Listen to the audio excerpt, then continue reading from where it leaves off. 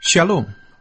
Kebenaran hari ini, Kamis 7 April 2022, bertema Rumah Kedua. Tidak mudah menjadikan surga sebagai rumah dan perhentian kita satu-satunya. Dulu kita menganggap surga menjadi rumah kedua itu cukup, dan itu sudah menunjukkan kesetiaan kita kepada Tuhan. Tetapi ternyata, orang Kristen yang memiliki dua rumah adalah orang Kristen yang tidak memiliki kesetiaan yang sejati. Sebab kalau kita masih memiliki dua rumah, itu berarti masih ada percintaan dunia, atau berarti masih ada keberhalaan. Kedengarannya ini berlebihan, tetapi inilah yang benar. Orang-orang yang masih mendua hati adalah orang-orang yang tidak setia. Ketika Tuhan Yesus berkata, "Di mana ada hartamu, di situ hatimu berada." Jelas sekali pesan di balik kalimat Matius pasal yang ke-6 ayat 21 ini. Kita hanya boleh memiliki satu rumah. Kita hanya boleh memiliki satu harta. Kita hanya boleh memiliki satu tempat di mana kita berlabuh dan menjadi tempat perhentian. Sudah jelas. Kalau seseorang memandang surga sebagai rumah kedua, berarti ia tidak menghargai secara patut rumah Bapa. Sebab masih ada rumah lain. Sama seperti kalau di dunia ini, seseorang punya dua rumah, maka ia tidak terlalu berharap menikmati rumah yang kedua, atau tidak terlalu berharap menikmati rumah yang satu. Di ayat lain Tuhan berfirman, "Kamu tidak dapat mengabdi kepada dua tuan." Itu berarti hati kita tidak boleh terbagi. Walaupun Tuhan Yesus mendapat bagian 95%, yang dikehendaki Tuhan adalah 100% atau tidak usah sama sekali. Orang-orang yang menjadikan surga sebagai rumah kedua berarti memiliki rumah juga di bumi. Orang seperti ini pasti tidak memiliki kesetiaan yang benar sesuai standar Allah. Ini bukan berarti kita tidak boleh memiliki rumah di bumi atas nama kita. Tetapi maksudnya adalah jangan merasa feel at home. Jangan merasa betah di bumi.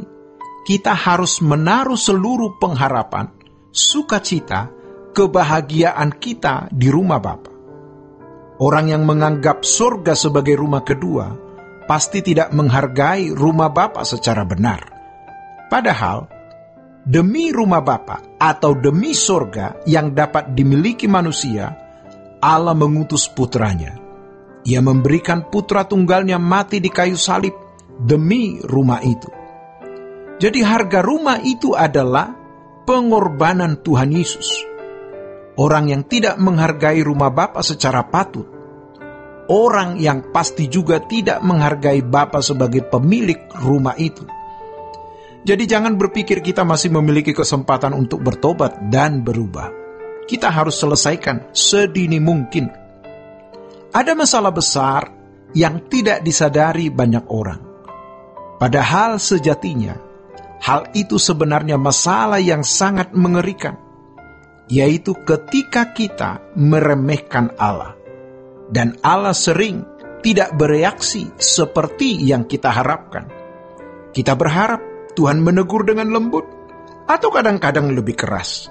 Tetapi Tuhan diam. Dan kalau seseorang tetap berkeras meremehkan Allah, Allah membiarkan. Kalau melihat kisah hidup Yudas yang memang suka mencuri, Tuhan tidak menegur terus terang dengan keras. Tuhan mengingatkan dengan firman-Nya, jangan terikat oleh mamon. Tapi tidak terus terang menunjuk, Yudas, kamu mencuri uang. Tuhan tidak menegurnya di depan umum supaya Yudas malu dan bertobat. Apakah Yesus dengan marifatnya tidak tahu ketika Yudas mengadakan perjanjian dengan imam-imam kepala untuk menjual Yesus? Yesus mengingatkannya pada waktu perjamuan terakhir. Orang yang mencelupkan tangannya di pinggan bersama dengan aku, dialah orangnya, dan dia itu Yudas. Tetapi murid-muridnya pun masih tidak menyadari hal itu. Lalu Yesus berkata, lakukan apa yang kamu harus lakukan. Murid-muridnya pun pikir Yesus menyuruh Yudas membeli sesuatu karena dia bendahara. Ini perkara besar dan mengerikan.